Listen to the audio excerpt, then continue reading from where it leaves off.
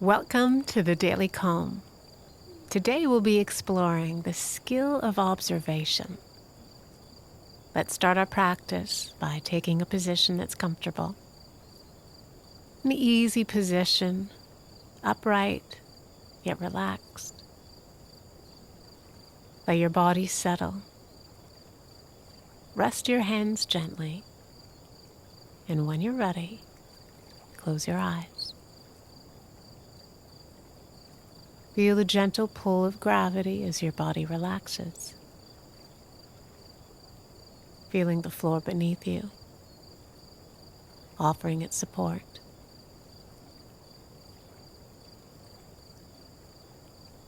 And when you're ready, take a few long, deep breaths. Deep inhales. Slow, full exhales. Filling the body up with air and then releasing it.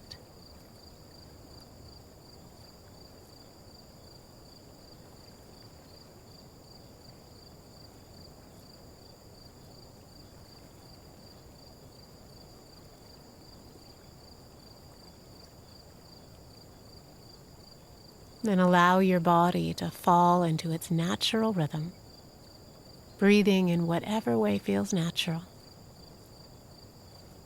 Let go of any tension or striving.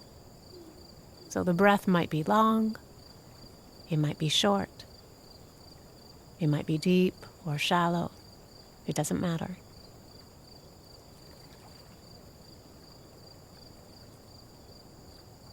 Rest your awareness on the area where your breath feels most prominent and tune into the sensation of the breath as it enters and leaves your body.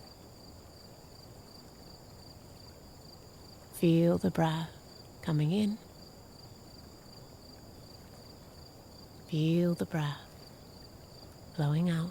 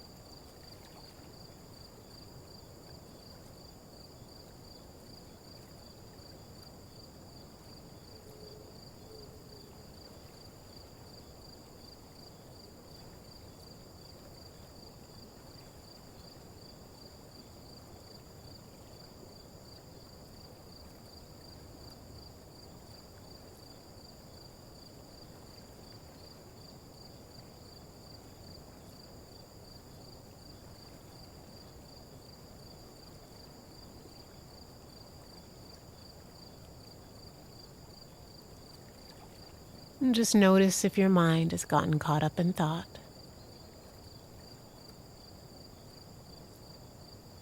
As we sit, we want to do our best to remain present and refrain from getting carried away by our thoughts. At the same time, we don't want to push thoughts away, so we can simply notice them and silently say to ourselves, thinking, in a calm, detached way.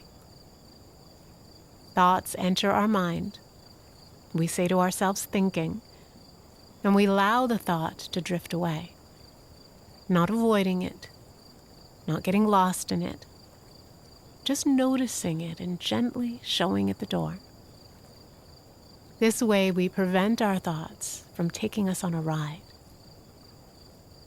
Allow the breath to move through you, paying it your full attention, And as thoughts arise, note your thinking and come back to home base, the breath. Breath after breath after breath.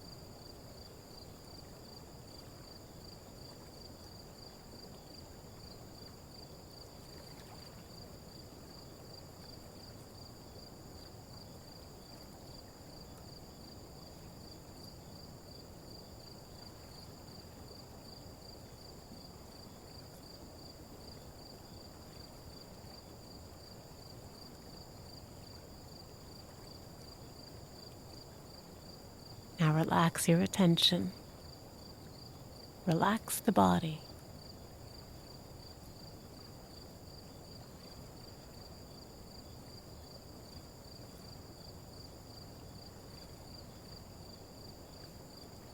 One of the most stunning things in the known universe is the human brain.